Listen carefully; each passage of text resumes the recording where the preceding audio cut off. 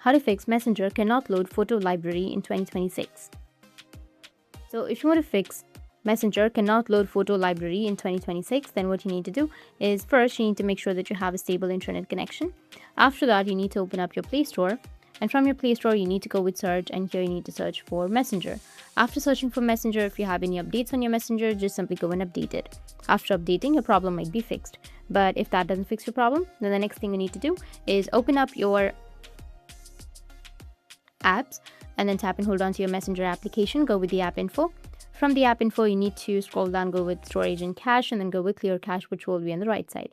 After clearing your cache, your problem might be fixed, but if that still doesn't fix your problem, then you need to go with permissions. Under permissions, you need to make sure that you've allowed the photos and videos permission, and then the microphone, and also the music and audio. Once done, just simply go and restart your device, and after restarting, the problem will be fixed. That's it, and if you have any questions, feel free to comment below.